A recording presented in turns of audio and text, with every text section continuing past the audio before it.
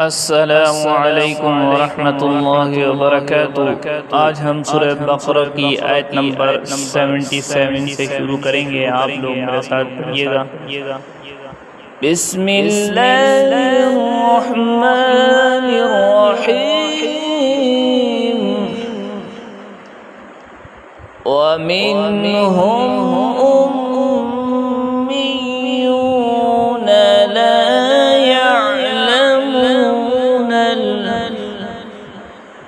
ومنهم أميون لا يعلمون الكتاب إلا أماني وإن هم إلا يظنون كتاب إلا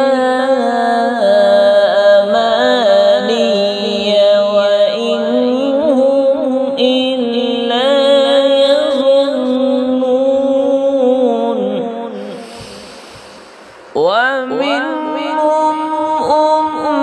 أميون لا يعلمون الكتاب إلا أماني وإن هم إلا يظنون فويل للذين يكتبون الكتاب بأيديهم فويل للذين يكتبون الكتاب بأيديهم ثم يقولون هذا من عند الله يشتروا به ثمنا قليلا ثم يقولون هذا من عند الله ليشتروا به ثمنا قليلا فويل لهم مما كتبت أيديهم وويل لهم مما يكسبون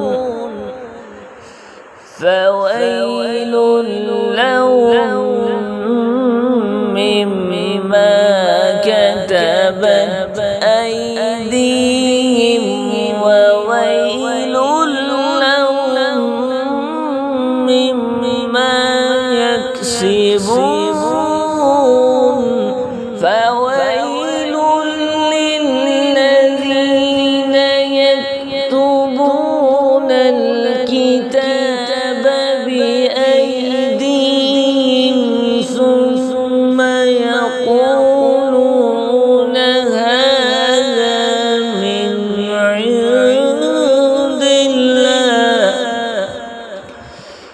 من عند الله ليشتروا به